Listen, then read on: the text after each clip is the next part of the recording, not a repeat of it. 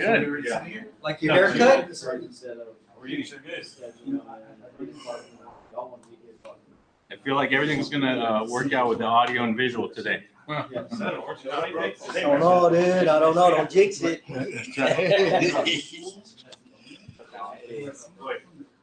Wait, we got one time. Yeah. That OC thing? Want to be there? Great, man. Just keep busy. Enjoying it.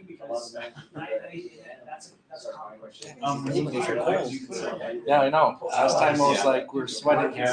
This time around, it's actually nice and cool in here. Different time of the year. I have a less expensive one. I got for $35. I like your cookies. It works really good when it works. Yeah, but the other day I did a live and I don't know what happened with the sound. I got this on my came out like basically. And it just plugs into your phone. Roll in there, set everything up, go to Amazon out within 30 to 40 minutes. Yeah, Just get out, and then we just did 5 a.m. usually. Yeah, the drop up in Big Red. Well, the fast food places there. If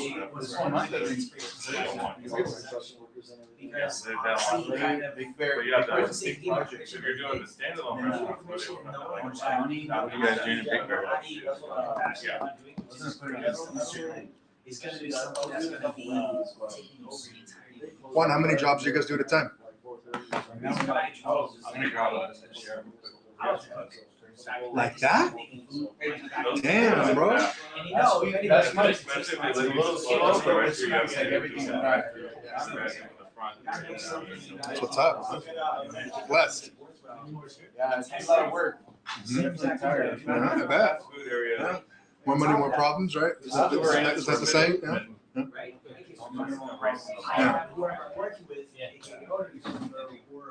I guess we look for problems all the time. Yeah, I'm always looking for problems. That's more of it, right? Yeah.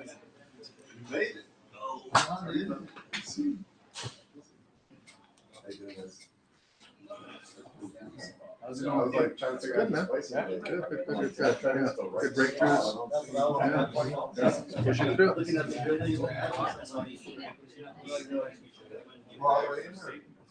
that's good.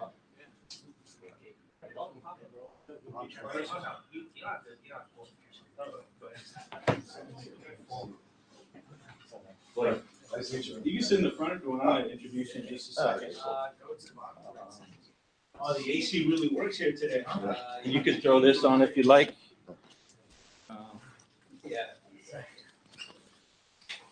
For those of you who don't have one of these, here's the agenda. There's pens right there.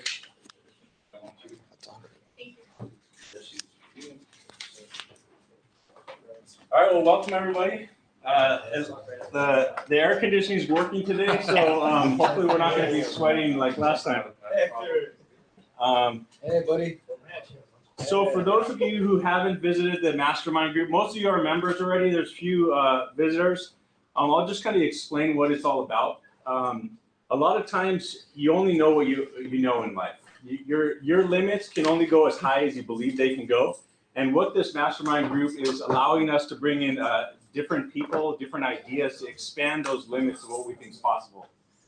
So the Mastermind group is a group where we collaborate, bring different ideas in. And the second half, which you'll be a part of, is where we get to share ideas, challenges in our businesses, kind of get things off our chest that we may not be able to talk to our coworkers or our family, and just collaborate ideas, share resources, and just elevate together.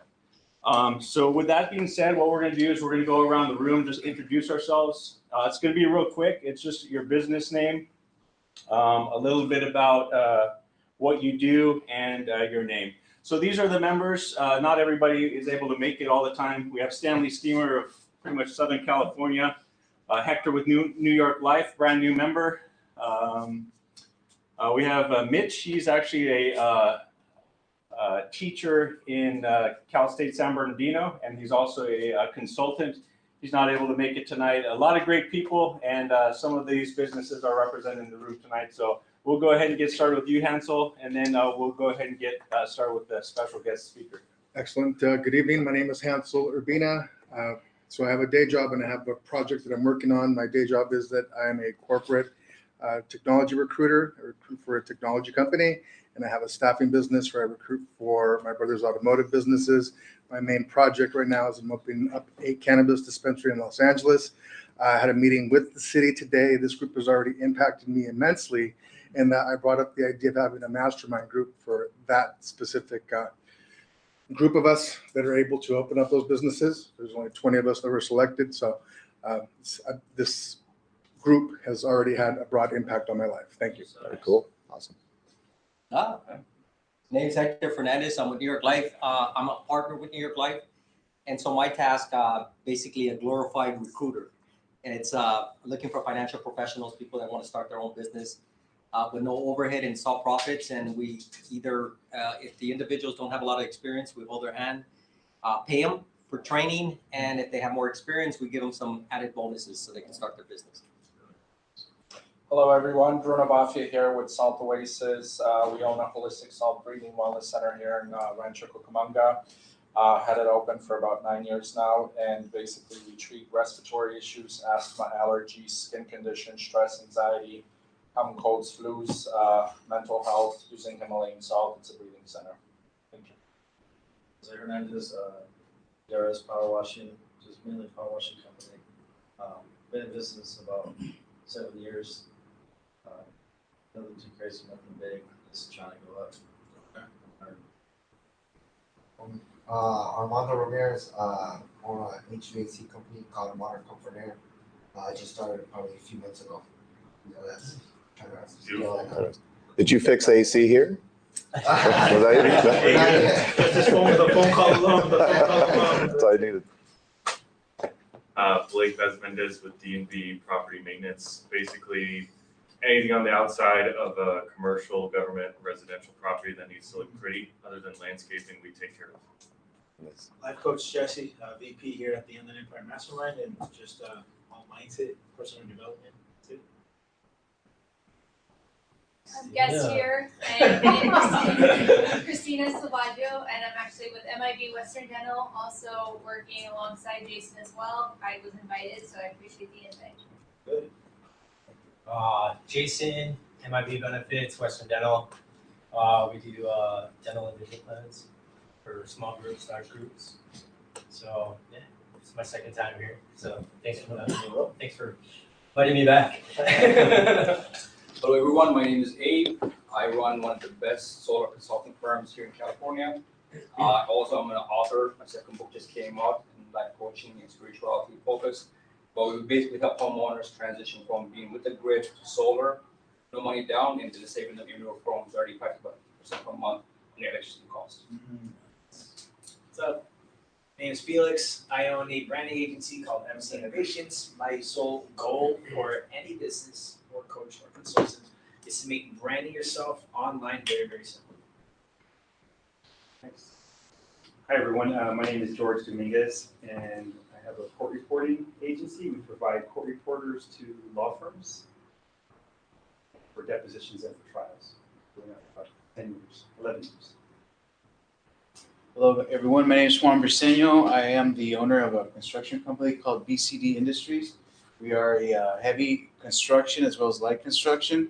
We do residential, commercial, government, and that's pretty much it. And my name's Nick Paez. My main business is an insurance company. I do employee benefits, from little to no cost benefits all the way up to full comprehensive A to Z benefits, including dental and vision, which I brought my partners here for that.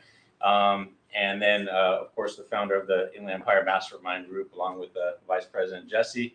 And yeah, so welcome everybody. This great group of people. Without too much wasting time, because this young man is heading to a Laker game. Oh, it's that little kid's fault up there. Okay? We have the privilege. I actually followed him a long time ago when I actually connected with another gentleman named what's the other Cruz? Andrew Cruz. Andrew or Cruz. AJ Cruz. Yeah. Andrew Cruz, and I just saw his business just flourishing over the last few years on Instagram. Like, man, this guy's going places. And then I had the privilege to be able to meet with him and hear about his business and his story, and just like the huge growth that's happened over the last 6 months, this coming year. And he was nice enough to talk a little bit about it today. Not only has he started from a pressure washing, street sweeping to a huge company, a whole fleet of vehicles, but he's a father. I think 2 boys, right? 3 boys. Oh, 3 boys. Yeah, it looks like only 2 because one ignores me all the time. It's 3. And and then of course you're a car enthusiast as well. I see the nice cars that you, the nice green It's car. my only drug, guys, I swear. So without any further ado, let's welcome Frank Gutierrez. And we're going to do this a little differently today. It's going to be like interview style. And then if we have enough time, I'm going to be a little cognizant on the time today, but we're going to just have an opening to ask some questions of him.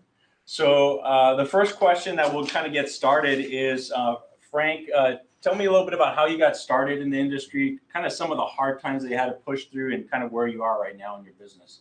Well, so first and foremost, I want to thank you, Nick. I genuinely appreciate you inviting me. And again, guys, I apologize in advance if this is the most boring interview here. So we'll be on the record for that. But it was really cool how Nick has put this together. I think it's a beautiful thing that you take the time out of your busy schedule. We all have busy schedules, and for you to really put this together, I genuinely appreciate, 1, the invitation, and 2, that it's really cool that you're doing that. It's sad because Nick did prepare me with the questions, and of course, like I always do, did not prepare. But the question was how you guys started, where you are how now. we got started. Yeah. So my story is a little crazy. I come from sales. Sales has always been my forte. I used to work at a little company called Radio Shack. Yes, that's how old I am.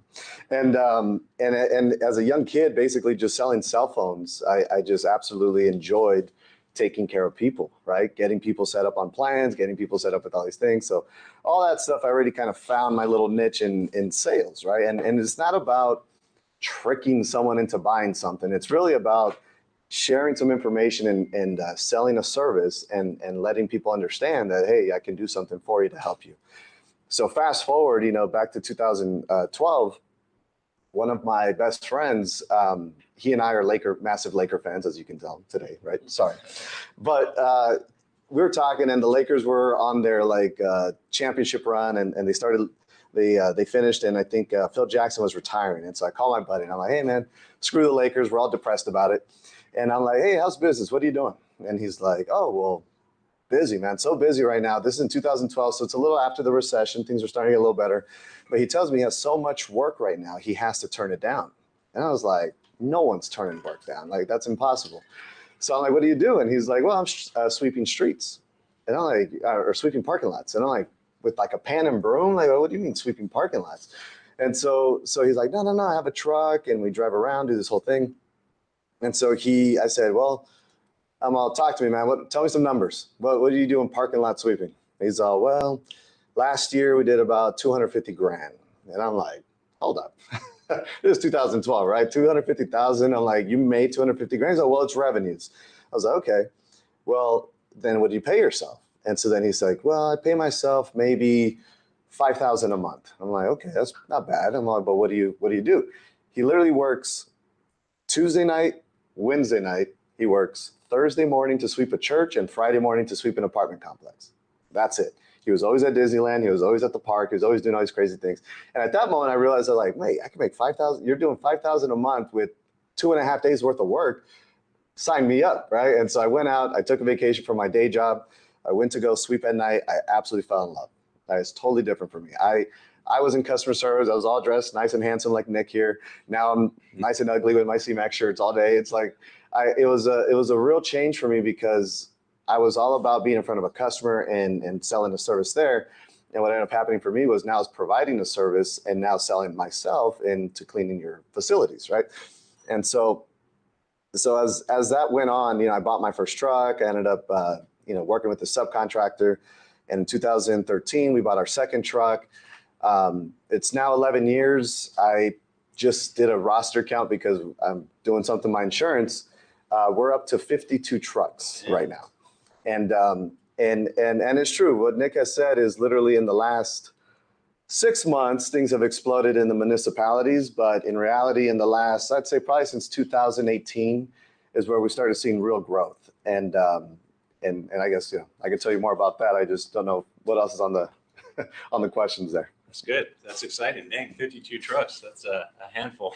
Yeah, it's quite a bit. So that's a picture that you recently posted. Oh yeah, there we go. And then a lot of his trucks have this nice neon color to it, the green and the blue. Love it. So, so if you can share some key principles that kind of guided you through your growth and some strategies to make you a successful business owner, yeah, that'd be great. I think number one, I don't want to, preach to the choir, right? One of those, like, all you guys here are doing something. All of you guys here, you guys are already doing something with business. Junior, I've known him.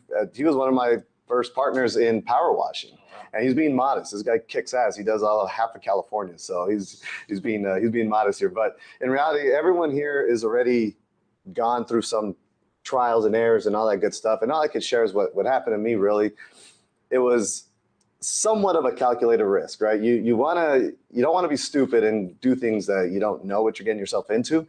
At the same time, if you don't man up and just go for it, you're just never going to know if you're going to fail, right? And so with me, I started just parking lot sweeping. And in a couple of years after parking lot sweeping, I got a call from a property manager saying, hey, do you know anybody that could power wash? And I said, of course, me. So I got my Home Depot power washer. I got a shopping center, and it would take me 3 days to wash the center. Junior later showed me how to do it in 4 hours. but it was, it was one of those things where I learned how to teach myself how to do certain things, right? And just not being scared of trying and failing, and I failed several times along the way. I've lost money, I've lost employees, little different things here and there. But I think the reality is having the confidence in yourself to just go for it. Don't get out of that comfort zone. I tell everyone that it sounds maybe stupid, but I'm only comfortable when I'm uncomfortable, if that makes any sense. When things are going smooth, something ain't right to me. And I'll tell you guys, last year, 2022, it was our 10-year anniversary. We hit, I think, $7 million in revenues, okay? And in my mind, I was like, no way in hell did we really hit $7 million, because I'm like, how? We have the same trucks, we have the same crew, we have the same everything for the last couple of years. But what's happened is we've gotten better in one, we're more confident in our service, but two, we have better quality customers. And so what's happened now this year is we were kind of set sail and we kind of cherry pick our customers. This year, I got a phone call from this individual he's apparently he's like a lobbyist for the state of California. Okay, he works with businesses and everyone and gets them all together. I don't know if we're gonna be able to share this, but whatever. So the guy calls me and he says, "Hey man, I seen your company. You have a good sized fleet of sweepers. How would you feel about getting into municipalities, the street sweeping?" And I'm like, well, what's the difference? We sweep parking lots, we have every Amazon from San Diego to Seattle, right? We have every shopping center, major shopping center throughout the Inland Empire. We have several in Orange County and LA and all this crazy stuff. But I'm like, street sweeping, what's the difference? It's just now you drive it on the street. And so he tells me, oh no, it's a whole new ball game. My trucks right now that I'm buying, they cost me $120,000, $150,000. These trucks are costing $260,000 to $500,000 now. I literally just signed for the most expensive thing on wheels. Mind you, he knows the cars I have, but this truck cost me $420,000, right? And I'm thinking to myself, what the hell am I getting myself into here, right? How am I gonna pay this shit? But lo and behold, this is where, you good old field of dreams, you build it, they will come. I get this truck for $420,000. I got 2 contracts with the city of Highland and the city of Yucaipa valued at about, what would it be, $68,000 a month? That's 2 contracts that's going to be done by 1 truck, and you're talking $7,000 truck payment on a $60,000 monthly contract. So that's the leap of faith I took, right? And investing, and here we go. It came back to us. So now what's happened, we're building, now that we put ourselves out there with all these new cities, now all of a sudden the requests are coming in like crazy, and now next year we have to buy, again, I have 50 trucks in the last 11 years, I have to buy 30 trucks in the next 11 months. So that's where, if anyone knows how to drive a sweeper, we are hiring. Wow. As a beginning business owner, what would be some like nuggets of advice that you would give to a young business owner just kind of starting out maybe in their first 3-5 years? I like that question because it reminded me when I started, and it's all of you guys have probably done it, but we're the last to get paid. We're the very last to get paid. You pay the bills, you pay your helpers, you pay your employees, you pay your equipment, whatever it is, you got to make sure you prep yourself and be mentally ready to be the last to be paid. I legitimately did not pay myself for maybe 2 years when I started the company. Now, mind you, yeah, I would pull a little money here and there, but it wasn't like I had a set salary. If I had, my routes were $20,000 a month, I had $10,000 in payroll, I have $5,000 in truck payments and gas and everything, maybe I had $3,000 left over and that was my money, right? All of a sudden, one of my trucks had a bad transmission. There's my $3,500 in training. So now I had, and you guys might say, well, sure, you're an idiot. How do you pay your bills? I had a day job. I had a day job. I was still I was in Radio Shack no more. Now I was at a furniture company, working all day long, sweeping all night, working all day long, sweeping all night. And it just got to a point where I was able to build the route to a point where I could now go part-time on my day job, right? And then eventually got away from it. Number one is patience, right? You got to be patient with your business, stick to it, find a niche, find something that you know, people ask me, how the hell did I get into sweeping, right? And the conversation was with just my buddy. And what I didn't realize at the time was what I really wanted was flexibility and kind of, I wanted to manage and control my own time. And what it was, really what stirred the pot for me or got me going was when I was working my day job, my manager, he made me close one day after I came in early. And I was like trying to get the hell out of there. I was like, nah, the Lakers are playing at 7. I got to go. And he was like, no, man, you need to close the store. And so when I missed the game, and of course I thought the Lakers always lose if I didn't watch the game, and they did lose, I was furious, right? I was like, I was at the mercy of my boss, you know, and look, I still have a boss. Now I have like 6,000 bosses, right? All these customers are my bosses. But the reality is if, you know, I'm not gonna get in trouble if all of a sudden I decide to skip out on a job and go to a Laker game. But later on realized that what I really wanted was to have control of my schedule. And definitely wanted the leisure to pick and choose when I was going to do what I wanted to do. At first, you don't have no control, really. You have to do it. You jump however high the customer tells you to go. But it's one of those things where, you know, once you get to that point, you'll reap that benefit of controlling your time. Nice. One thing that you and I talked about when I was at your office talking about customer service and, you know, how that is the way to kind of flourish from within. Can you tell me a little bit about your customer service like journey? Like, you know, how do you what's your customer service journey look like, and how do you get so much additional revenue from your current customers? I think this comes from when Radio Shack does an incredible job of training. Like, they make you hungry bastards in sales, right? They really drive that force. But what I always realized, I always seen problems as an opportunity. I've literally gotten customers that wanted to return a phone because the battery was the worst phone ever. The battery was blah, blah, blah. I'd hear them out. I'd let them feel comfortable and understand why the battery didn't work. At the end, they walked out with 4 new phones for their family, right? And I remember my boss would be like, how did you sell a family plan when this guy was ready to rip your head off because of his battery? And it's just, you hear them out, you give them advice, you walk them through the process, right? And so with my customer service now, the funniest thing is I got a call from an HOA community. We do sweeping for the whole community. And they were furious. They were pissed off because my guys, they didn't work with the landscaping company. We show up before, the landscapers came, made a mess after. So it was like, we never were there, blah, blah, blah. I go into the board meeting and I start telling them, well, we're here 1 time a month, okay? There's 30 more days. There's 29 days we're not here. Your landscapers are here every single day. Why don't you increase our service to once a week so that we can work with them and blah, blah, blah. again, this whole group was ready to rip my head off. At the end of it, they signed an extension on the contract, and they gave us a quadruple increase on the service. And I clearly remember walking out, the manager, the head president says, "We were ready to fire you." And I was like, well, thank God you didn't.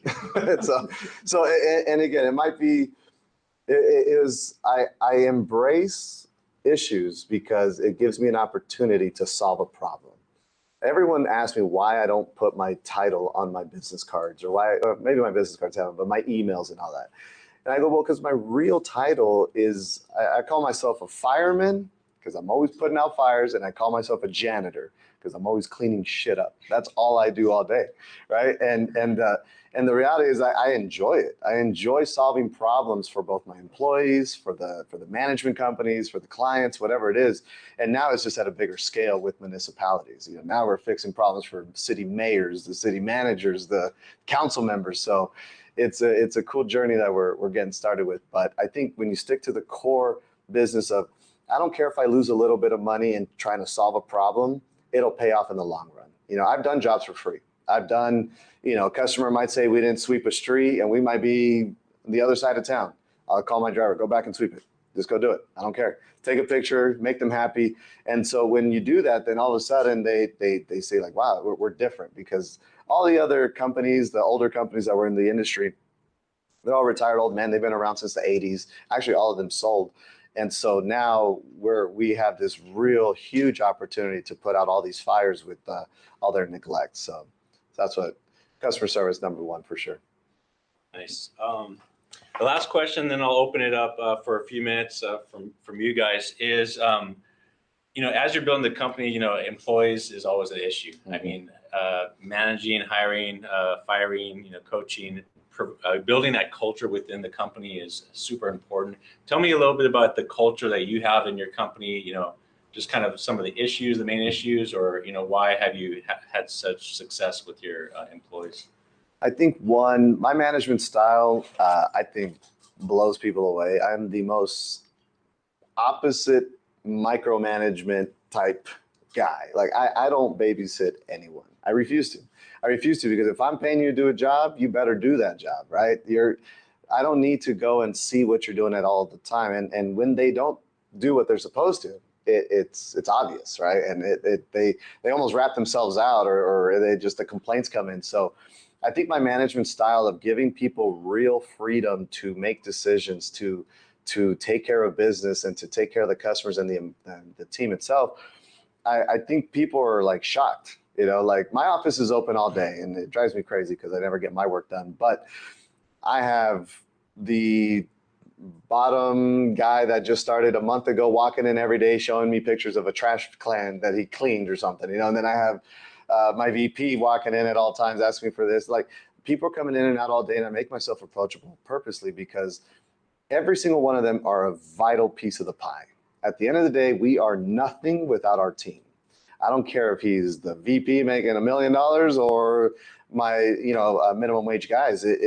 They are all a crucial piece of the pie. And so I constantly give them recognitions for their good hard work. You know, they love message. I'll text them when I hear about a good thing, a good kudos that they got, a compliment. And again, I tell everyone, look, I trust all you guys until you give me a reason not to trust you.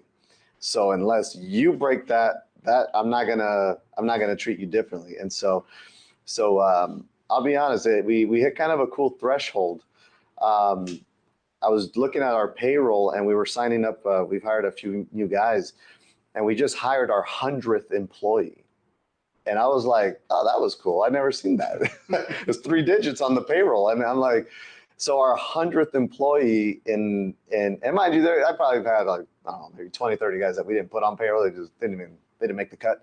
But either way, we have legally hired 100 people now. And it's pretty cool to see, you know, our churn is very low. Like, we don't have many people leaving. And when they leave, I'd say a high percentage are asking to come back, you know, and or if they leave, I've actually helped a lot of my employees start their own businesses. You know, like I give that opportunity to my guys. Like, I had one guy that wanted to make more money. I was paying him, I don't know, maybe $5 grand a month.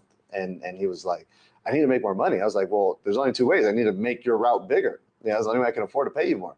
And he's like, no, I don't want to work more hours. I just want to make more money. I'm like, well, that's not how it works.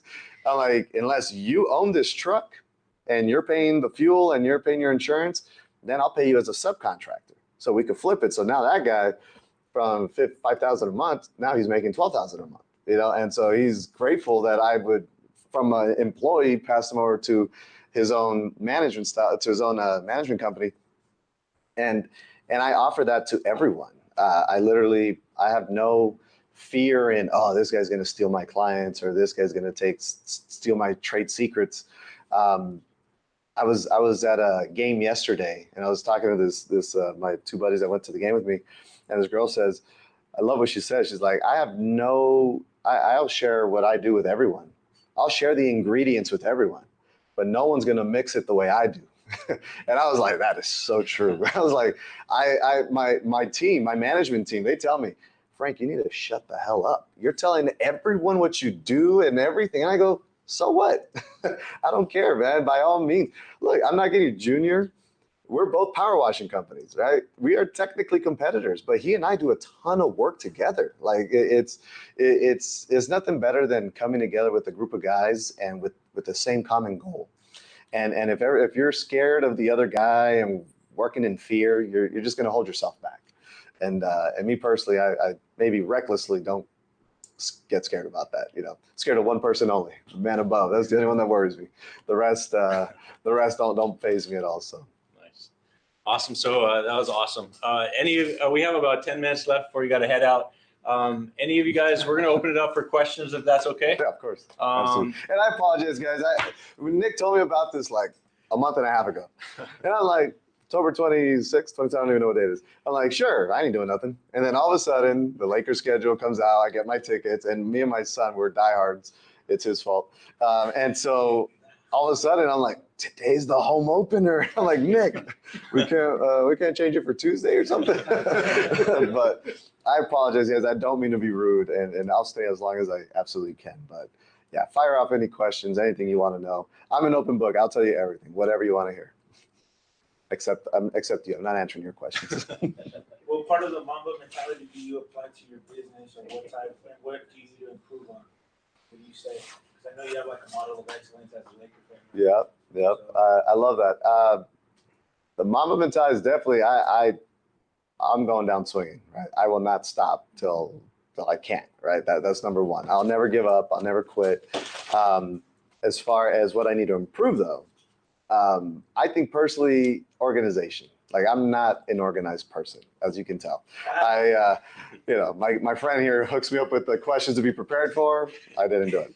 But it's my weaknesses is what I look for when I'm hiring. All of my team, my entire team, are early birds. Every single one of them. If I need them to be at a job at 4 a.m., they'll be there at 3:45. But if I need to be there at 4 a.m., that ain't happening. I'll be there at 8. And it's just, my weaknesses is what I look for people. I don't need anybody to be a salesman. I could call myself, I'm the ultimate salesman. But I do want my guys to be punctual. I have to be, maybe I don't call myself irresponsible, but they got to be responsible. They got to take care of the equipment. They got all these different qualities I look for in guys when I'm hiring people. I have a question for you. Mm-hmm. At what point did accounting become overwhelming for you and keeping up with all of those nuances in terms of coming up with tax strategies and whatnot? Yeah. At what point did that happen, and how did you solve it? So in 2016, I think 2016 was the first year we hit $1 million in revenue. And I remember hitting that threshold, and it was an amazing feat, right? And I'm like, never in my life did I think we would get to that. And at that point, I was a DBA. And I remember my accountant straight up tells me, she's like, you cannot be a DBA. You need to change to a corporation. And I was like, why? She's like, because you're going to get murdered with the self-employment tax and all that good stuff. So, okay, sure. We changed to a corporation. Now, accounting, sadly, is like, it's my Achilles heel, right? I cannot stand it, man. I'm a sweeper and I clean trash cans. I do not have to do accounting, but it's super vital to having that set straight. This again, guys, I apologize that I come off as irresponsible, but I don't know what I make, okay? People ask me that all the time. What do you make? I don't know. Bills are paid. That's all that matters. And it's not that I don't look or whatever or care. It's more, I just know my responsibilities are paid. And what I mean by that, my payroll's hit no matter what. The buildings are paid, the trucks are paid, the gas is paid, all of that good stuff is paid. I do need to do better in reading I need my accountant to send me a monthly, P&L, whatever we're doing. Because we're getting to a point now with the new fleet that we're expanding into. Now I'm having conversations with the banks, and we're trying again. But I used to just buy a truck. I would just call the dealer, hey, I need this truck. Okay, cool, 20,000 down. Here you go. Give me a truck payment, $5,000 a month. Fine, let's go. I didn't even think if I could or not. Didn't examine none of that. I said, do it. So I have now. I'm at this point where I can't get any more trucks through dealers because I've used every single bank imaginable, right? So they're kind of having a hard time. So now we've had to pivot to a line of credit.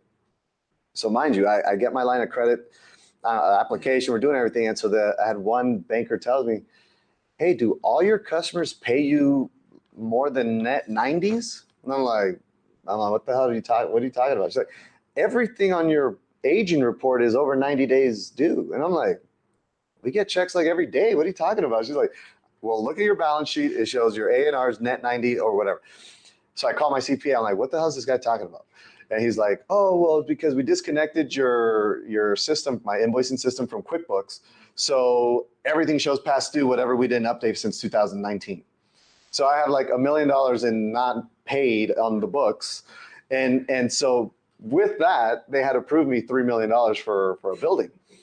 And so I called my CPA. I said, fix that shit. After fixing it, when we found out our aging report, there was $700,000 that was past due 90 days, right? $500,000 was Amazon. And I called Amazon. I said, hey, you guys owe me $500,000 for these sites. Lady cuts me a PO like that. So I'm like, shit, we got $500,000. Okay, cool. These other $200,000, there's $100,000 from this asshole in Upland. Sorry, edit that. He owes me $100,000. I don't think we're gonna get that. And the other $100,000 is just throughout the years, just things just sadly accumulate. But from there, we had 1.7 million in receivables. 700 was net past 90 days. We found $500,000 and $200,000, whatever. The rest was current. The guy calls me back and says, oh, I'll get you a $10 million building if you want. I was like, no, we're fine. We'll stick with $3 million. But vital to be on accounting, 100%, man. So I do think there's things you want to save some money on, but I think having a good accountant is vital to the health of your financials, because I refuse to become an accountant and focus on it, but I do need to have a better pulse of that, because now that things are kind of just moving in a different direction, I have to be more aware, of what the hell's going on there. So I like to live a little reckless, as you can tell, but good question there. Yes, sir. So at this point, do you still do your own sales as far as you go to corporations and pitch to them in regards to your business, or do you have salespeople? I now have sales guys. So now I have 2-3 guys.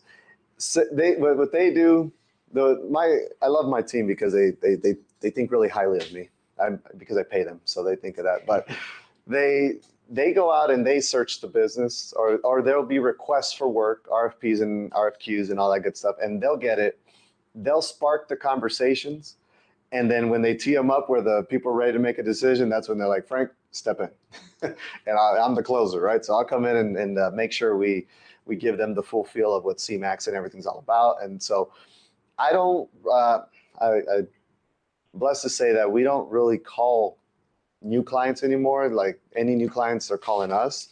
Generally, a lot of referrals, man. It's all word of mouth. I spent $0 in marketing. Not a single person knew that I do parking lot sweeping, power washing, none of that. We do spend marketing on the trash bin service that we have, because that's more of a client-to-client thing. But B2B, I'm not going to put a TV commercial of parking lot sweeping, because no one gives a shit. Maybe Junior and my buddy here. But that's it. Like, nobody cares about parking lot sweeping. So what was cool is all of our management companies that we worked with, managers would go to new companies and they they would now bring us to that new company, and it just kept spreading like a wildfire. The funniest thing, though, I will say, my wife, she's the most antisocial person. That's why everybody thinks I'm a single father of 3. Nobody knows I have a wife. And so my wife makes fun of me because I'm always posting on social media. And she's like, you're like a 9-year-old girl posting all day long, your TikToks and Instagram and all that. When I got called from this lobbyist to get us into the municipalities, we talked for 2 hours and the guy offered me the world. And while we were talking, all of a sudden at the very end, out of curiosity, I go, hey man, how'd you even hear about me? He said, oh, I seen your TikTok sweeping the Rose Parade. I was like, oh, can I record that and send it to my wife? And I'm telling you, from that TikTok, okay, with that Rose Parade, that individual, you're gonna have to edit this. Next year, we'll probably hit $20 million in revenue based on that TikTok from setting up that meeting. And from now we still have to execute, right? We still got to get there and execute and knock these contracts out. But the opportunities that are out there will come to you with good works, right? You just got to be honest. You got to be good people, take customer service, and then take care of your employees. I feel like that's such a underspoken thing. You know, I feel like everyone's all, you know, take care of the customers, of course. Well, they're paying you. Why wouldn't you? But take care of your employees. I think that's one thing. I've had guys that make probably less than what they could make going elsewhere. And they've had opportunities to walk, and they'll straight up tell me and tell whoever this person is trying to headhunt them, you know, I like working for Frank. I enjoy working for him. He's different. He's reckless, right? In a good way. But I think one of my guys was headhunted sweeping in Pasadena. The LA Unified whatever water district pulled him over. Hey man, you do an incredible job. Here's my business card. Why don't you come work for us? And he's like, oh, I'm happy where I'm at. He's all, well, what do you make? And he's like, well, I'm not going to tell you. You know, who the hell are you? And he's like, well, if you come work for us, you make $90,000 a year. And my guy's like, oh shit, damn, that's you know, that's not a bad bump in pay. And the guys and my guy tells him, no man, I appreciate that, but I'm happy where I'm at. It's not all about money. And then the guy says, what do you mean it's not all about money? You think if something happens to you, your boss is going to take care of you and your family? And the guy looks at him and he says, I actually think he would. And I'll tell you guys, that guy is one of a very special guy to me. And there's been times where, like right now, we have an employee that was he was a victim of a brutal attack. He was stabbed 14 times on the job. I visit him once a week. I'm talking to his family almost every day. Like it's one of those things that a lot of people, like my attorneys, are saying, don't even talk to him. What are you doing? Stay away. I'm like, no, that's not me. He was out there working for me. It's my responsibility to check on him. And so thank God he's doing better. He's still recovering, but there was a point where we didn't know if he was going to make it, you know? And so I think it's important that we take care of our employees 100%. Like, got to be there for them. I have a question. You said you're hiring. How can people apply? We do have on our website, there's a hiring link, and then, or you know, I can give you my number, my email. Okay. But we have a job fair actually this Saturday.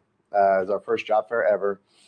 With the amount of contracts we're landing right now, I have to hire like 20 to 30 drivers in the next 12 months. You know, with all the trucks coming, I need drivers too. So, and we need management, and we need supervisors, and we're going to need all this other stuff. So it's going to be, again, my good friend now, he's become my best friend because he's getting us all the business. But he told me, he was all, bro, beginning of 2025, you're going to be a totally different company. You're not even going to recognize it.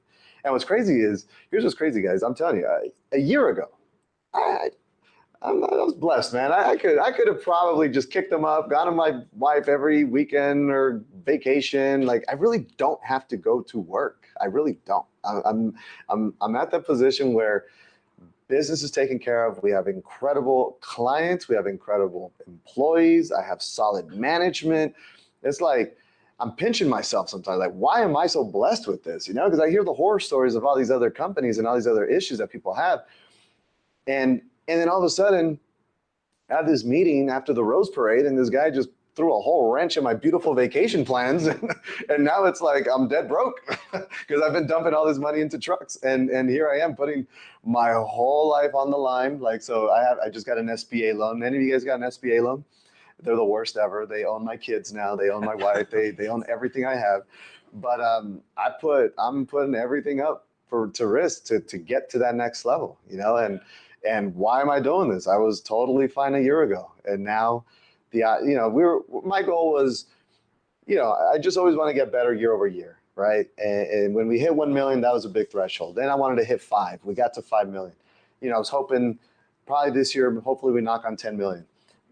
Now they're already jumping that to 20. Like, it's already gonna get fast forwarded. And I'm just kind of like, oh man, is this for real? Like, I'm pinching myself, like, why me? But don't know what it is, guys. But just do whatever you're doing, keep doing it. Be reckless. One last question. So when you hire, how do you screen them, and how do you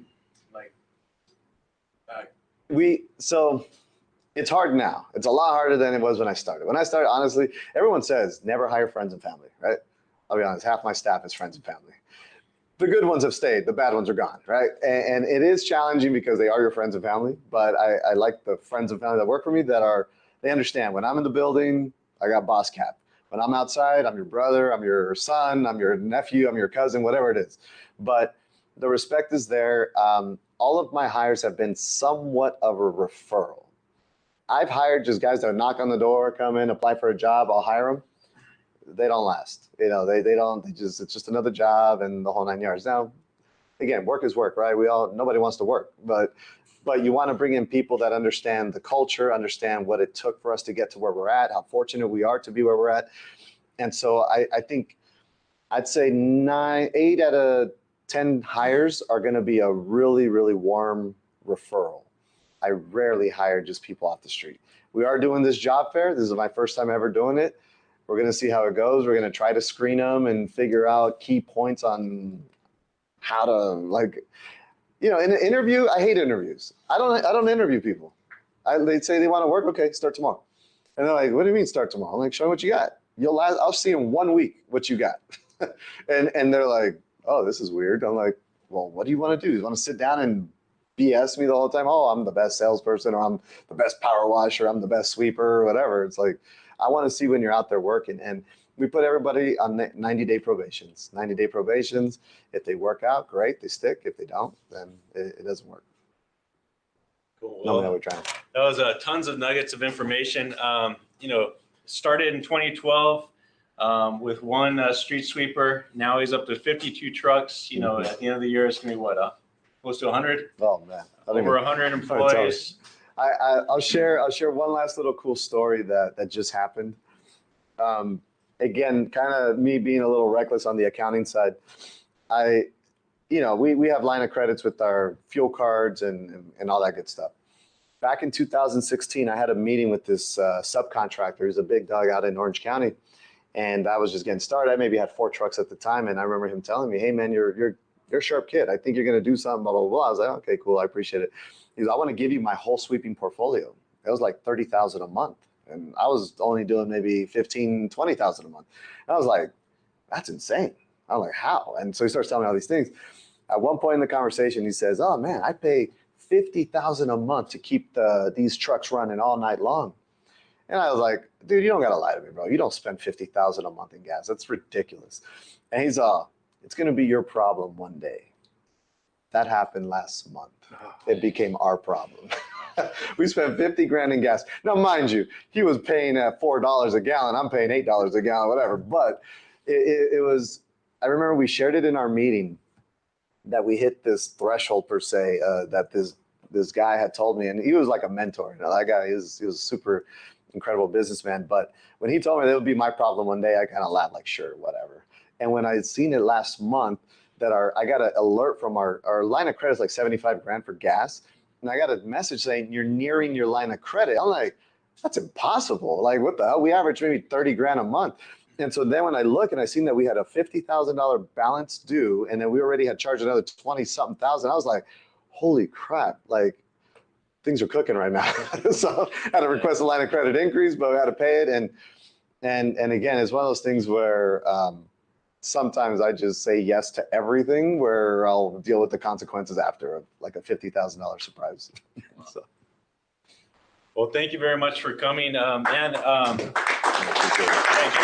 guys. cool is it to bring in people like this to share just these nuggets of information with us, expanding our mindset of what's possible. You know, if you were to go 10 years back and if somebody were to ask, you know, do you think that's possible for you? You said maybe, but now you're doing it. Yeah. So that's what you're expanding our mindset to really believe that you're just like all of us. 100%. It's just, you know, get in there, do the 100%. grind, and have faith. I have zero accounting skills. I don't have well, okay, my wife gets mad because I tell everyone I didn't go to college. I have an associate's degree, but come on, I got that online. It wasn't even that great. It's one of those things where it comes down to there's no BS. It's just roll your sleeves up, get to work, right? Get down and dirty, get to work, do the job.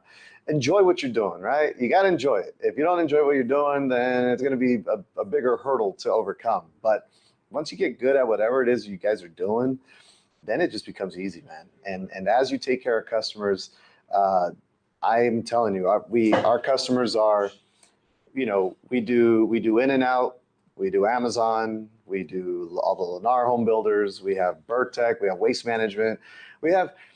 I had a deal right now with Waste Management. They called us to clean 75,000 trash cans. Okay, just so you guys know, the trash haulers, they don't want to deal with anybody outside of that circle. It's a real mafia. You're really gonna have to edit this video. And so anyways, they literally, like when I started washing trash cans, going into the cities and doing that, they were like, get the hell away from us. Like, why are you trying to pick up trash? I'm like, no, I'm not trying to pick up the trash. I want to clean the cans. And then, so it was a really hard obstacle to overcome. Now, literally the 4 big boys, which is Republic Services, Waste Management, Burtech, CR&R, they're all in talks with us, you know, and it's amazing. Like, I'm actually being told like, hey, don't do this with them, do it for us. You know, and I'm kind of like, well, hey, whoever gives me the contract, that's where we're going. So it's just one of those things that the hard work will get noticed, you know, as long as you're doing it right. Everything's got to be right, you know, for sure. Pay your taxes, okay? All right, before you go, we're going to take a group picture. We usually do it afterwards, but might as well do it before you head out. Make sure everybody can get in here. If you can see the camera, I think you're in it. All right, 1, 2, 3. That's a good group. Good looking group. All right, well, thank you, Frank. I'll take the mic. Thank you, guys. Thanks again, man. Nice to meet you, man. Thank you, Frank. Thank you, guys. Appreciate your time. Really good. The Lakers. I go around, so yeah. My son's probably over there getting. Play this one.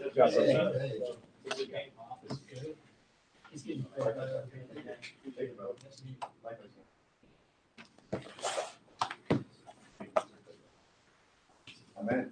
Thank you. Thanks, man. Thanks, guys. Again, I apologize that I'm not able to stick around, but have a good time. All right, see you, Frank. Thank you.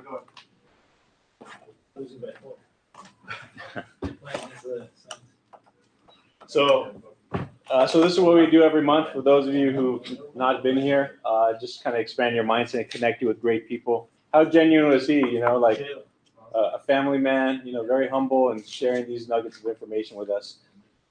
So I'm going to go over some of the upcoming events. So those of you who are members already, next month, since it's a holiday month, we're going to do a multi-chapter. So we have 2 chapters going right now, and we're going to get together, not at this place because there's not going to be enough room. Probably at a restaurant, you know, we'll provide something awesome. We're working on a special guest speaker that I've been working on for probably like 7-8 months. And he was going to charge some astronomical amount just to talk for an hour or 2. But through another connection, he may be coming at no charge. So it's going to be a huge treat. I'm not going to say it's happening yet, but once I get the confirmation, it'll be a pretty awesome treat. So that's November 9th, and the place is to be determined. If you haven't heard about the Infinite Growth Expo, I'm not doing enough social media posting then. What is that? Well, actually, you're going to be right with the speakers, man. Yeah. So yeah. So this is the Infinite Growth Expo. It's happening November 18th. If you don't have a sheet, just scan it. You don't want to miss out on that because we're bringing all these special guest speakers right here in our own backyard. And not only are you going to get nuggets of information that could change your life, expand your mindset, But one of the things I'm really excited and proud to kind of use is this special app that everybody at the event, you're going to have access to look at who's there, say, oh man, I want to connect with this person. I want to connect with this person. You can actually connect on the app rather than trying to find that person in the audience. You can actually connect with people before, during, and after the event. So it's going to be something you haven't experienced at an event like this before. So you definitely want to join us there. And then December 14th is our next multi-chapter mastermind event where we'll bring a special guest speaker and network on a higher level. So make sure you guys don't miss those. I'm just going to talk about real quick about some of the perks of being a community member. Just because some of you guys maybe you're busy and you don't really, it's not top of mind, but these are resources that you have access to as a member. So we are a community. If you need resources, if you need ideas to people to bounce ideas off of, or you need some resources, plug into the people that we have here. We're all growth minded. None of us are really hoarding the secrets to ourselves. We're open to share. This is the community that you have. We have the videos, which we're live streaming tonight for the first time. It's actually flowing and it's working. It's actually recording live stream on the app. So you can go back and watch this. All the members have access to this. And then the resources. Every single time we have this group, I take notes about the resources that we share and I add it to that list. It's an Excel spreadsheet where you can actually see who the speaker was, what their contact information is, what resources we talked about. Like last month, then we talked about the automotive like tracking thing. That's on there. Everything's on there, so that's available. And then we also have the weekly action and accountability call. So every Tuesday at 5:30. I know 5:30 on Tuesdays may not be the best for everybody. We're handling different things, but it is available for you to jump on a phone call for 10, 15 minutes just to connect with each other, see what's going on, and just, we have that available for us. Okay, so now is the mastermind part. So what we're going to do is I changed it up a little bit. We're going to do a couple different questions. So as we go around the room, we have quite a bit of people, so we're not going to be too long. But which one of these would you like to answer for yourself? You're not going to pick all three. You're not going to pick two. You're just going to pick one of these questions and answer it. So question number one is, which KPI have you been used the most or has been the most instrumental in driving growth and success in your business, and why? All you guys know what KPIs are, key performance indicators, like what things do you track in your business and how has it helped with your growth? Number two question, what is one big idea that you've been contemplating but haven't acted upon yet, and why? There's always that one idea that you're thinking in the back of your mind that you want to do someday, but you've never done it. And then the last question, question number one is, what is the main challenge in your life? Your life or business, we'll say or, and what systems, resources, or person do you need to connect with in order to overcome that challenge? So we'll go around the room, we'll change it up. We'll start with Juan, and then we'll kind of go that way. So just pick one question. Oh, you know what we'll do? We'll actually pass around the mic too, so we can all hear it. They're all number one, so I'll pick one. I'll pick the first one. I think just from being a part of this group and actually investing in myself, I feel like I'm growing because I surround myself with people that are struggling to the same issues or overcome the issues, and I can actually pick from their, like you said, golden nuggets and just learn and grow. And instead of trying to figure it out myself, they give me the shortcut just to get there. So I think that's one of the areas where I'm growing. I made a commitment, from last year just to get involved, and it's definitely working out. All right. I'm going to go with the second number one, the one big idea. So we started, I'm a court reporter. I worked for the courts as an employee up until 2012. and they laid off the reporters. And so we started a company just out of necessity. We filled a void that was created by the court. They privatized something. So it was easy, right? The market was there for us to capture.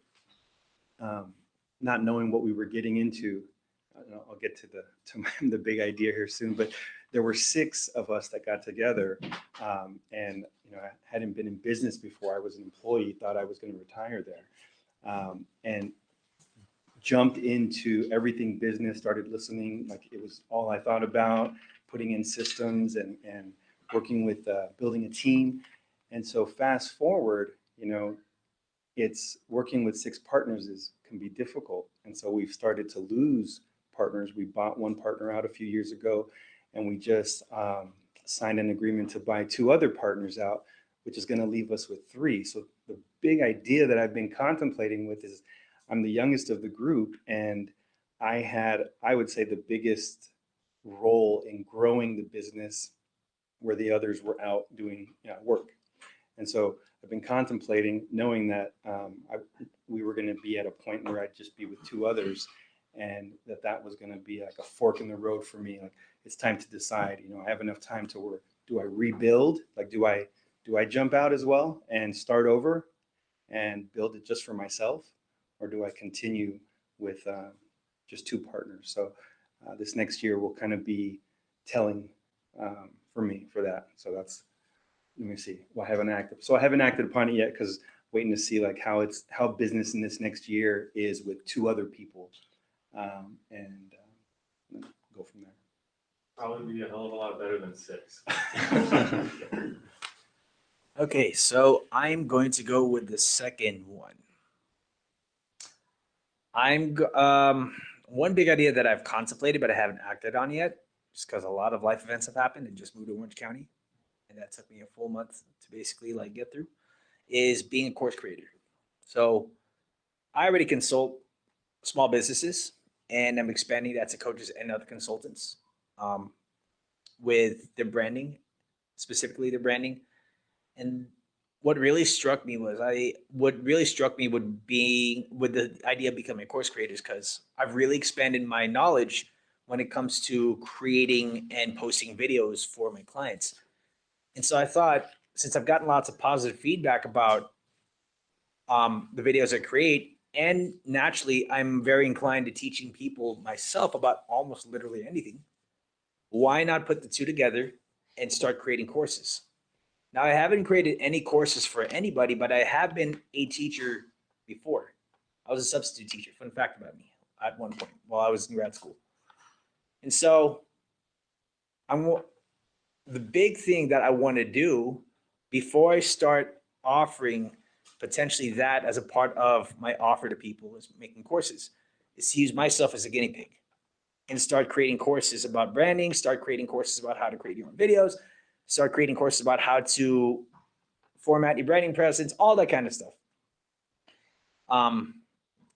And that's something that I'm contemplating by getting started and completing by the time the year ends. So specifically December, right when everything's down, that's when I'm going to go up and I'm going to start authoring everything, filming everything, editing everything myself, and then I'll publish it.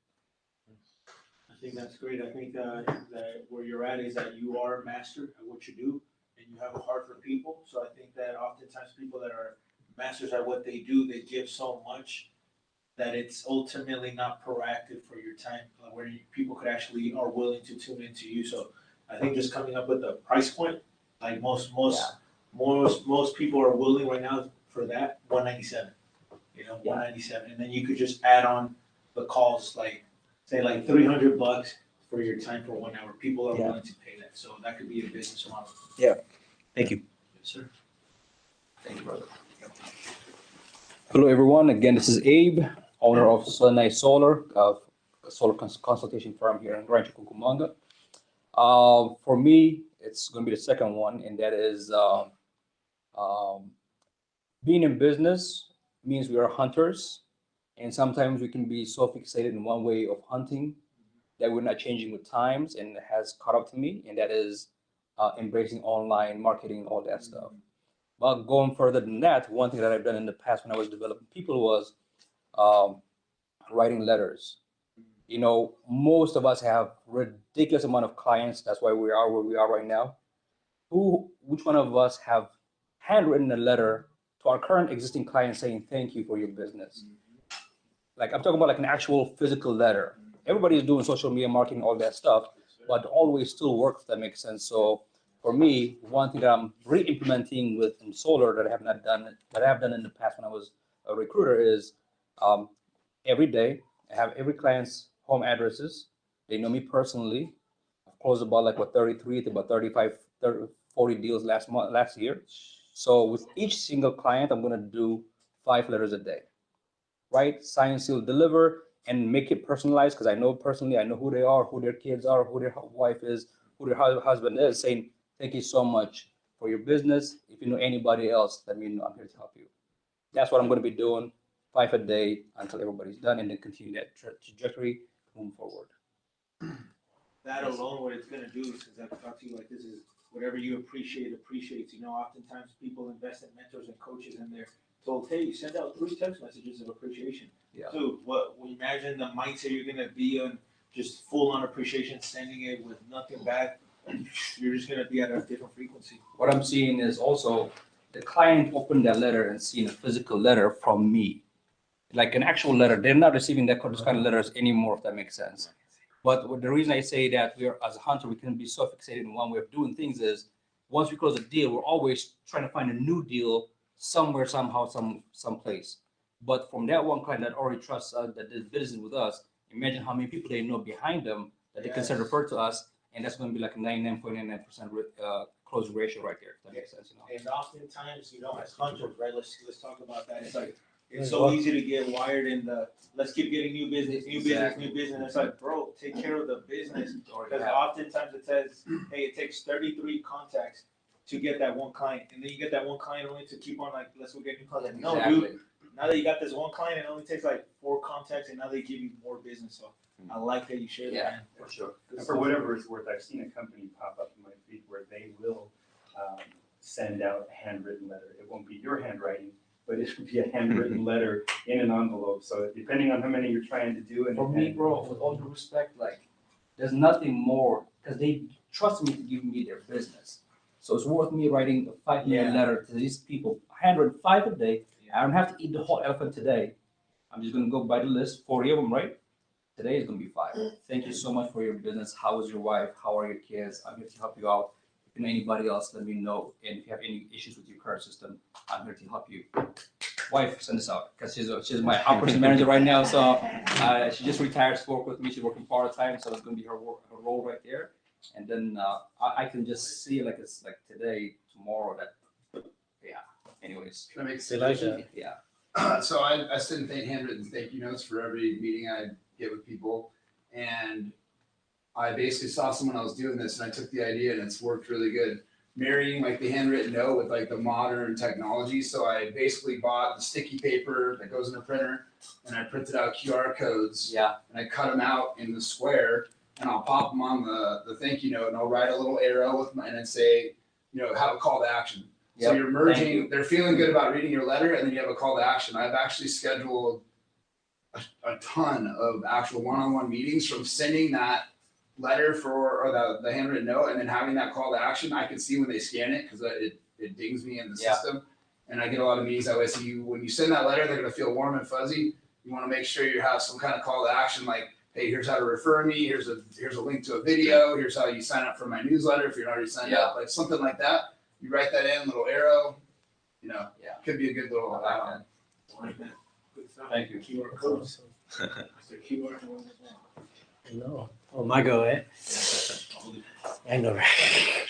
I mean, I guess I'll go with the second number one. I mean, really in my job right now, I'm just learning everything, so I'm doing what I have to do. But if I think of that question and that actually just being a part of this, like the second time, like listening to, some business owners, things like that, I've always wanted to start like a cleaning business. I have like the whole aspect in the back. I have it right now. When I lived in Michigan, I started it a little bit, but then I moved to Florida. Now I live in California. I've always been in corporate America. But even listening to Frank, right? I can do it. It's just I got to make the time, and that's where I just got to make changes where I can start doing on the side. I mean, I have some broad ideas, even working with the company I work with now. It could really kick off with that company as well, but it's just time right now, and let me get my feet planted here first. All right. Again, my name is Christina Salvaggio. So I'm actually going to pick the first one because I'm new in, I want to say about 5 months or so in the insurance world. So just really getting the opportunity, getting out, coming to these meetings, coming to other meetings just to grow, as an individual as well as the company. But just to really get out there, just, hearing, how it's, as far as just made other people successful in their world and just listening and just really especially even for like the community itself, just seeing it grow and just being involved. Cool, thank you.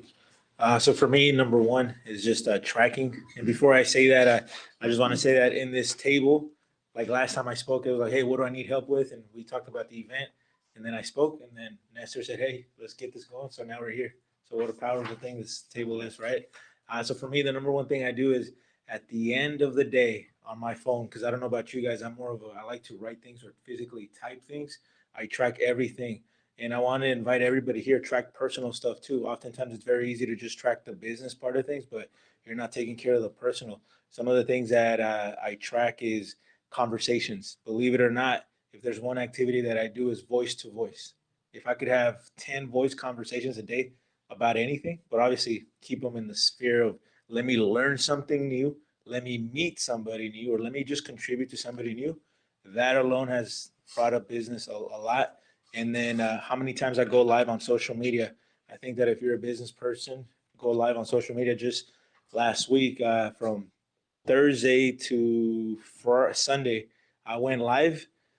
Man, who would have thought that on TikTok I would have met the cleaning lady for Boulder, College Boulder. If you guys know, that's where Deion Sanders coaches.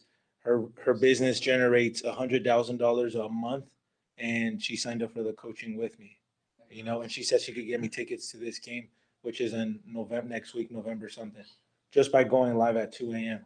So be willing to do the things that other people are not willing to do. Oftentimes people tell, well, me particular, I could go live in the AM at 1 a.m., 2 a.m., 3 a.m. because I operate on the East Coast too, which is 7, 8, or 9. That's when the people are waking up, right? So KPI, go live on social media and voice-to-voice conversations. I'm going to go with number 2 because I haven't got my stuff together to pick number 1, which I'm currently doing. Honestly, this idea I've been wanting to do because it's probably the most annoying thing to deal with, at least in the industry that we start off in, which is the pressure washing one, is when there's what concrete loves to just be a sponge.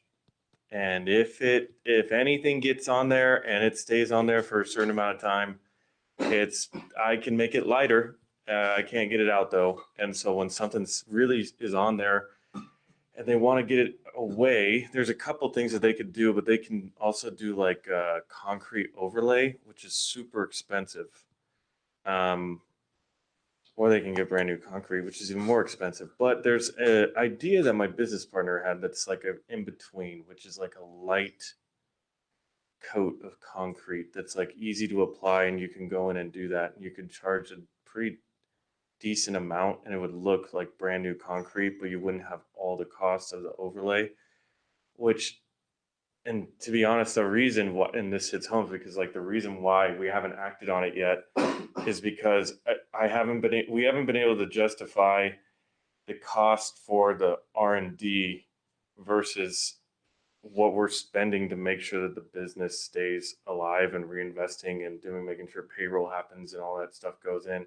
So there's not like a whole bunch left, but that's been an avenue that I have been wanting to pull the trigger on for a while. I'm just trying to find the right time to do it or like save up the money. Isn't it always how it goes? You save up the money to where you want to develop something and then it's like, oh, and this happened and you need to get a whole new rig now because that one blew up. So yeah, I don't know. That would be my answer to number 2.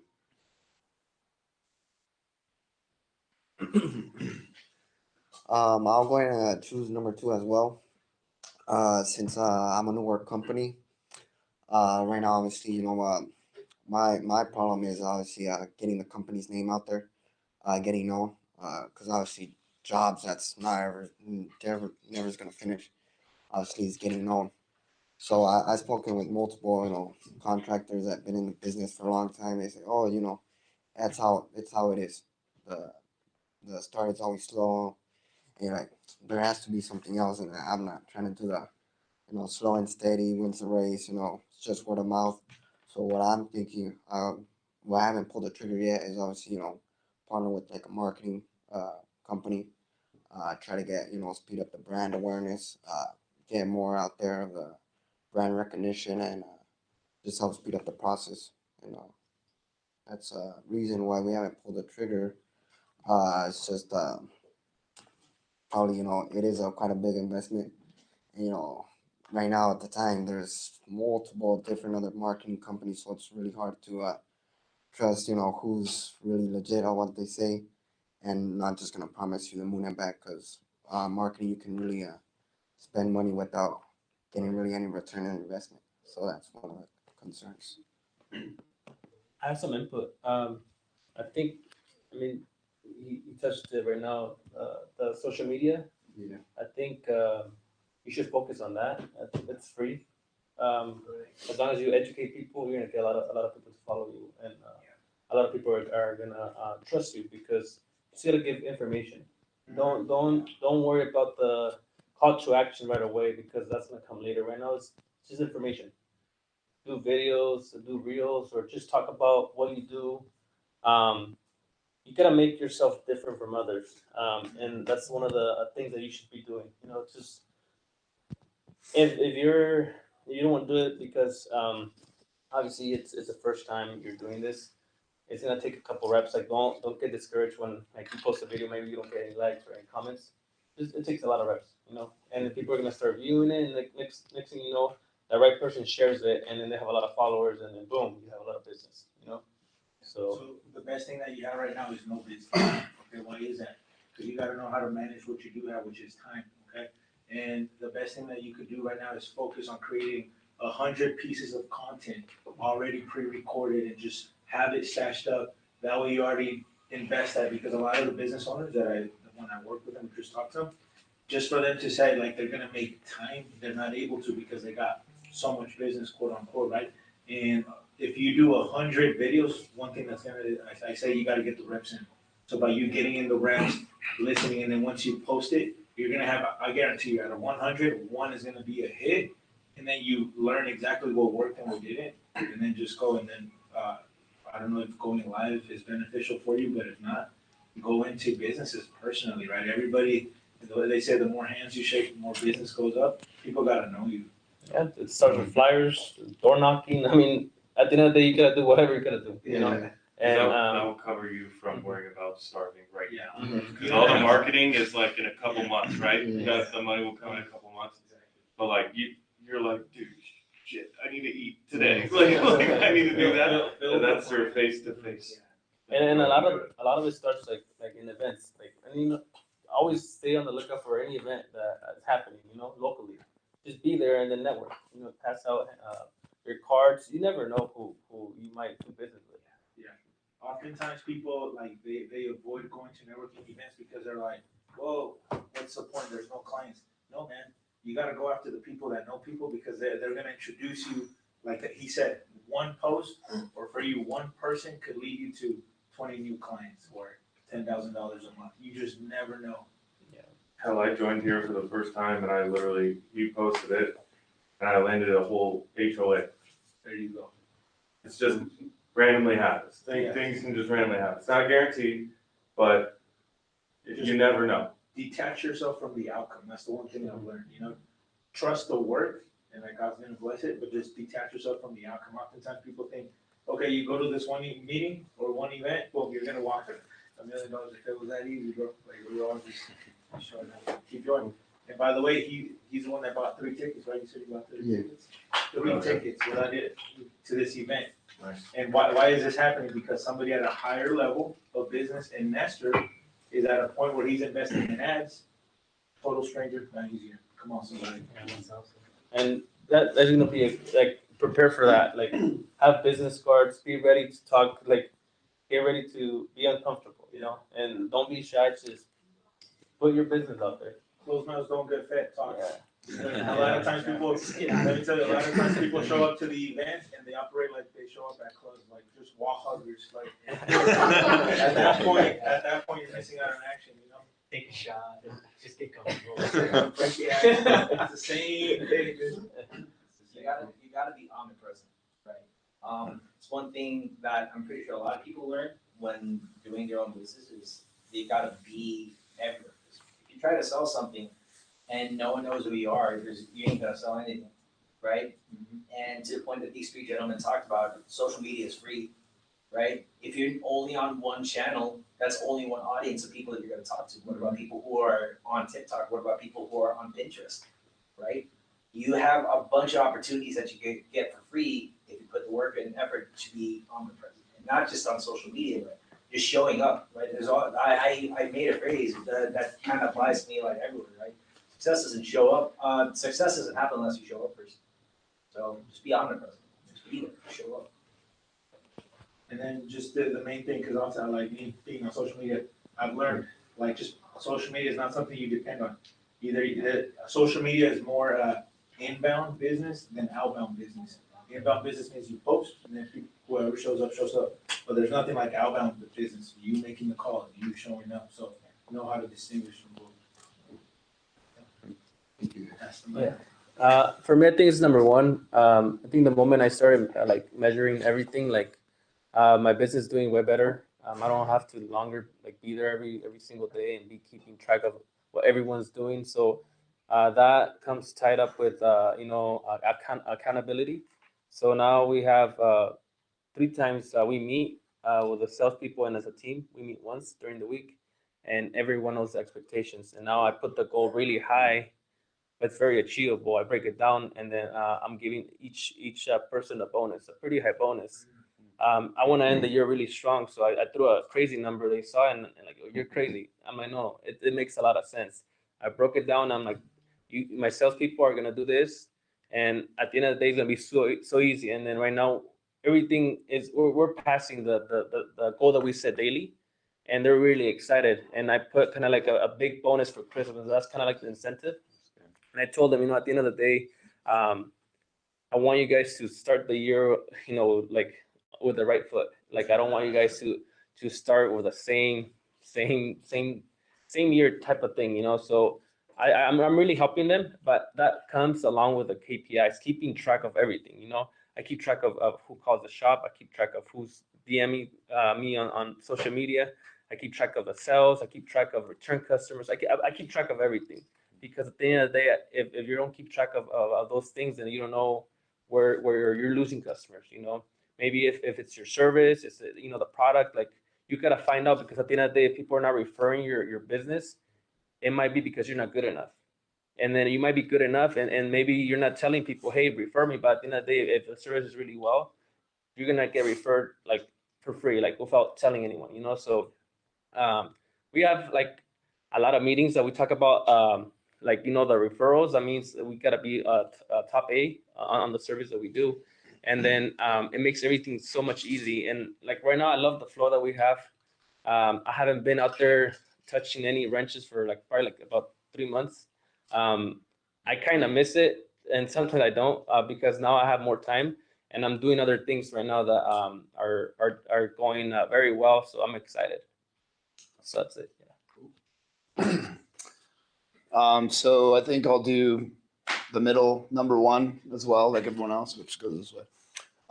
So I saw Grant Cardone. I know this guy's connected with him, and something got me spurred thinking some of the things he said. So he was basically talking about how when he got started, he had a list of people, right, that he was marketing to or sending emails to, and I think he said he started with like 30,000 people, which is crazy, and now he's up to like 4 million or something. And he basically his whole spiel was, you got to hit the list. It's not an asset unless you hit the list. You got to hit the list. You hit the list.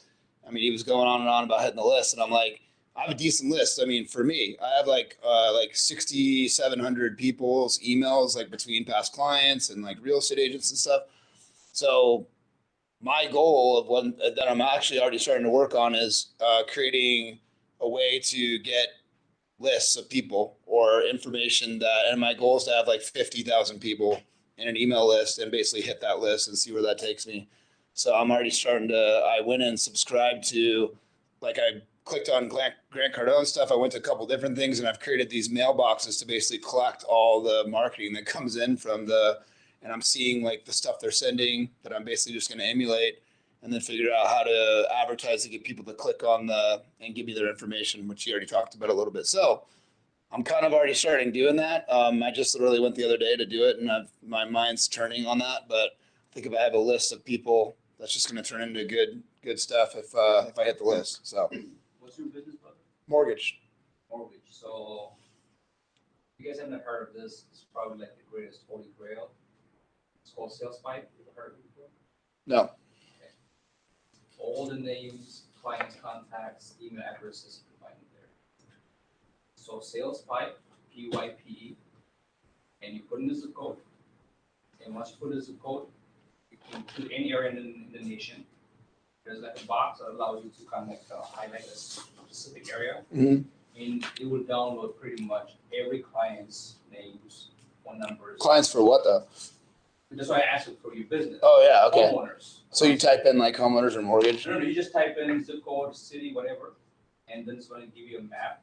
You highlight the area that you want. Mm-hmm. It will give you 300 lists at a time. And they have, most of the phone numbers are 30, 40% okay.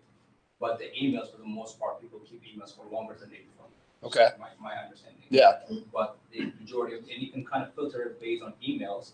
It'll give you emails, like that's how I source my leads if I want to. And have VAs or places to be phone calls from me. Yeah. So it's called Sales by Phone. Send it out. Yeah, I'll check it out. I mean, basically what I'm going to do is, and the thing he suggested was, he's like, just start advertising like 3 ways to not get screwed on your next mortgage. If someone clicks on that, and downloads your free ebook, which is like a PDF that you've created, then all of a sudden that this person at some point is interested in buying a house, right? So then you have a lead that may not be now. So you put that dude on the list, you're hitting the list, right? And eventually if you get 50,000 of those, then 1,000 of those are going to turn into deals at some point or something. So that's just my mind going now, but I'll check that out as well. Cause I'm gonna have to pay to get those leads. So if I can get them for free or get started, then that'd be awesome. One of the things that he does, I don't know if he talked about it right there, but one of the things that he does talk a lot about is webinars. Yeah. So I'm doing it right now, and I signed up for your webinar. Yeah. I see why it works. At the end of the day, like we just told them, like it's about giving information. You gotta talk about an attractive topic, and then if people are sharing it, I mean, obviously at first you might have a few people, but as you make it a habit, then later what he does, he just puts it on automatic, recorded, and then people are still joining. And now you just have a funnel. Brand new people coming in, just because they like something. You only have to record it once, really. Yeah. So I think that's something also to look into, and I can also help you with kind of like the setup that they set up for me. So, cool. Yeah, that'd be great. I'm gonna take you up on that. Yeah. Who's next? And it's so cool on the webinar because I showed up to his yesterday, so it's like that's the platform where he does all the talking. Yeah. It can be recorded, and then the good thing about yesterday is that like literally he checked out my car. I put the flash on it. He's like, I need it. So that was a good way to reuse. Yeah. Good stuff. So I'm gonna go with middle number one, and one thing I've been contemplating is kind of like expanding on my services or our services and expanding our team. Why I haven't acted upon it? I just been stuck in a pinch, just like personal things and kind of getting out of this funk and just kind of am already, taking the step forward and trying to go up the ladder rather than staying where I'm at. I guess I was just kind of comfortable where I was at. So that's my thing that's why I'm trying to just, learn and pick people's brains and kind of all this, just listen to everybody's ideas. So that's what I'm doing is just trying to work my way up. I don't have much to say.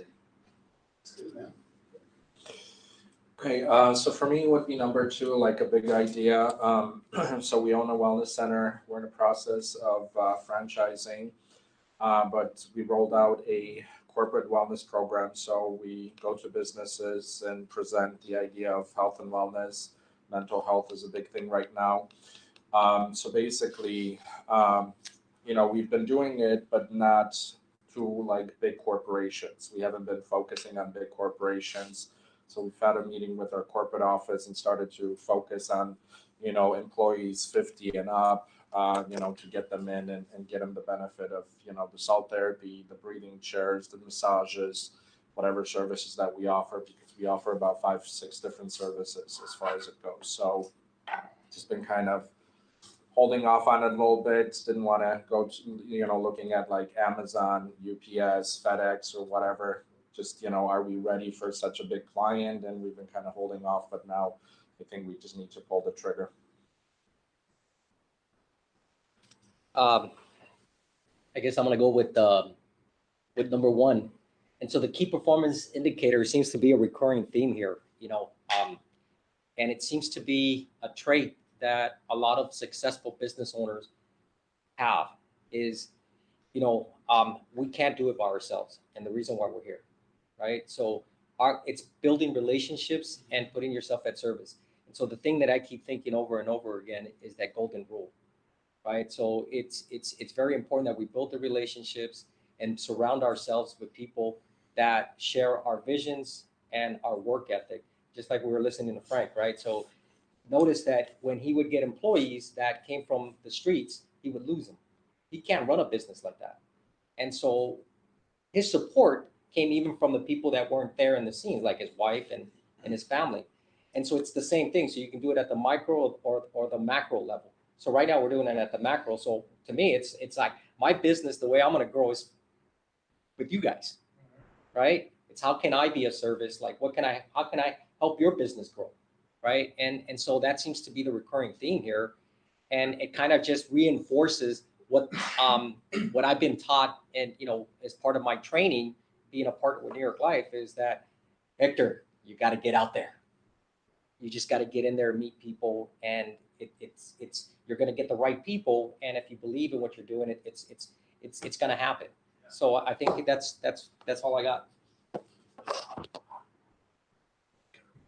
All right, thank you. I say that I'm going to land on the third number one. What is the main challenge in my business, and what systems, resources, or person would I need to connect with to overcome this challenge? I'm in a very unique business, and that it's like a lottery system that I was involved in, and there were 200 people that were selected. Of those 200 people, 20 people have been able to complete the project and get it done. I was in a meeting today with the city of Los Angeles with the majority of people that have gotten it done. To answer that question, I've never had to look for an investor. Fortunately, because of that ticket that I drew, I've had investors come to me. So I've had a hard time being able to execute the project in terms of who is the investor that's going to be able to get me through the finish line. For example, finding a property that's strong location, strong neighborhood, that's viable, right? This is a very expensive project that I'm working on. So who has the resources to get me to the finish line? That same person needed to find the property. My business partner, fortunately, I was able to find or land on my current business partner that I selected and chose. Everyone spoke a big game, but this person was able to find the property, has the resources to be able to execute the project. In the meantime, the systems that I've been working on since 2019, when this rollout began, I've been working on my SOPs. They say that opportunity comes to those that are prepared. So I'm prepared. I already have my SOPs. I have the concept in mind. The resource that I needed was the primary investor. The person that I needed was my current business partner. So we can essentially get that property leased out, built out, get the employees, get the equipment, get the inventory. So each day we're getting closer and closer, and it feels good.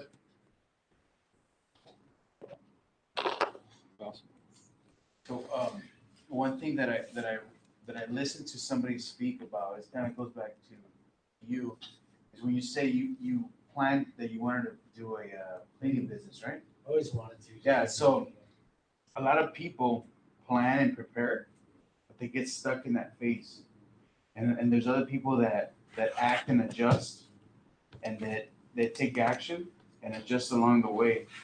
So I thought that was good. That was a good, golden nugget. He says it, that you have to act and jump in, because if you always want to plan and prepare, you can get stuck there. Oh, yeah. Yeah. I mean, plus, no matter what, how you feel about whatever faith you have, we can contemplate anything that whatever's left after this is going to be its own thing. But all we do know is that we got this. Right. Yeah. So, I mean, why not go have fun? Go be a little reckless. I'm gonna go off that guy. He was great. Go be reckless. I do that now. I mean, go be reckless. I mean, why not? You literally only have one shot. Like, let's go. Well, that's why Jason's here. And that's the fastest way of just like planning, just all this idea, is to be that guy that goes like, wow, that was his idea, right? Everybody knows somebody who always says, oh, that's their idea, that was their idea. So bro, action. Yeah.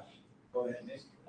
For me, I'll pick the first one. One of the biggest when I was with Aflac, which was my first carrier in the insurance industry, the first year I was the #1 closing agent in all Southern California. And I think the reason why is because I was kind of like a nerd when it came to knowing my numbers.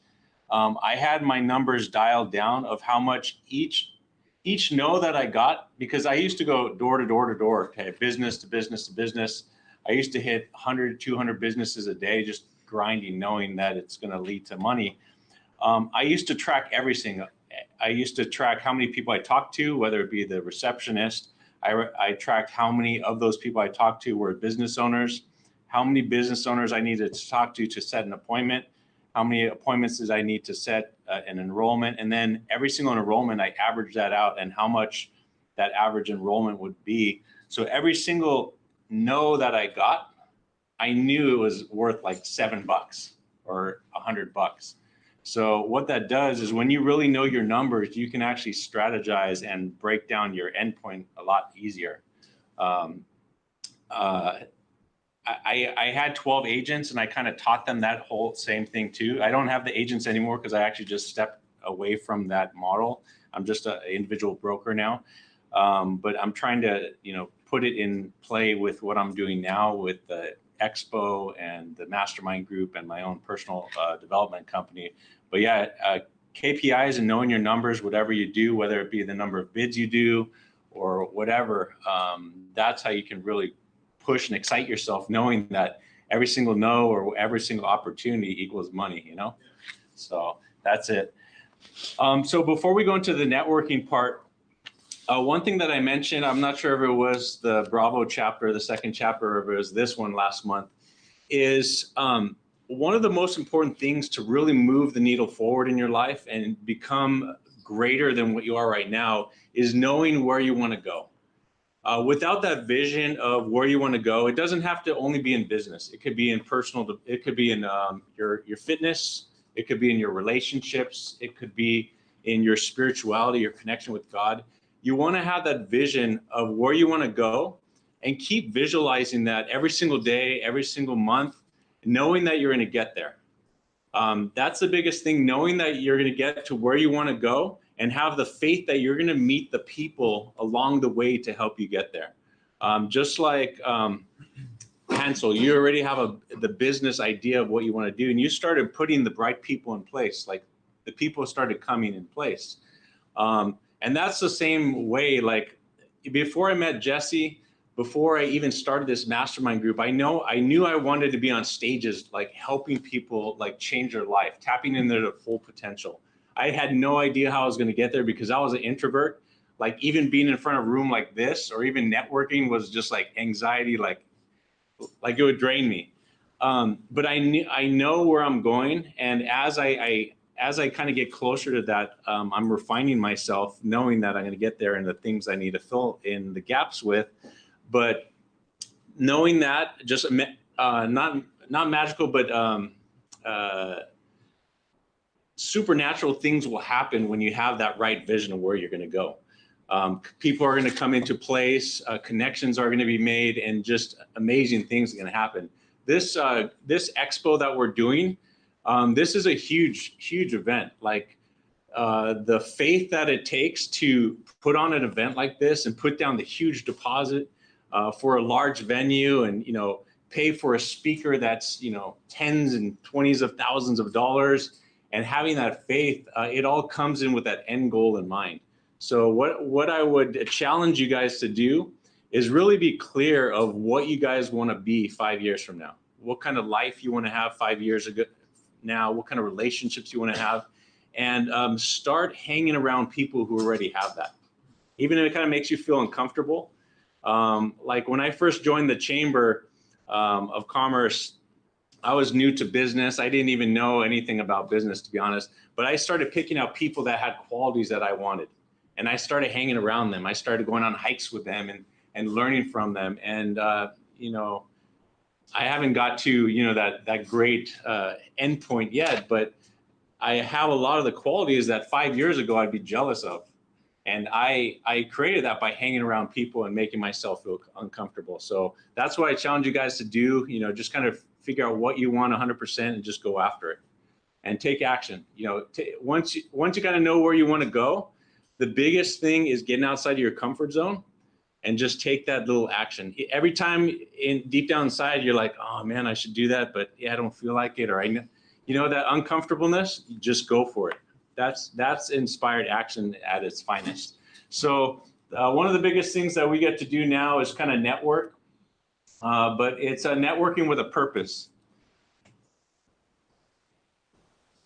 You want to network with a purpose by just meeting people that you can connect with, set lunches up, and figure out how you can collaborate or even just like refer business to each other.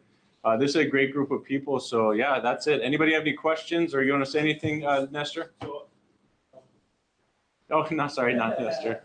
Jesse? It's that time of the day. Hey, no, I'm telling you, people that joined in, stay afterwards for like 5 minutes. I'll talk to you for a bit just about the Mastermind. Yeah, awesome.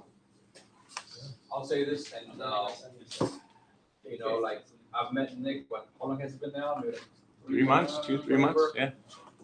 The sheer faith that he's taking, like I'm under compulsion to help you get where you need to go. To be honest, if you see me post stuff, I've been sending a lot of referrals to you. Remember? Yeah, I like, know. Hey, man, talk to this guy. Talk to this guy. Like we have this is good, but this is strategy team right here. Talk to him. Yeah. So what you're talking about, like having that faith, going to that next level. People will come out of the woodworks trying to help you go to where you need to go, because I feel an impulse, excited. I told you last one that even for me to pick up chairs and me clean up, let me know, because I see where you're going and we appreciate you for what you put together right now. Thank Same you. goes for Jesse's goals. Thank you. Thank you. Nice. Well, thanks everyone for coming. And stop this. Did you make business on that or Yeah, because they're all important.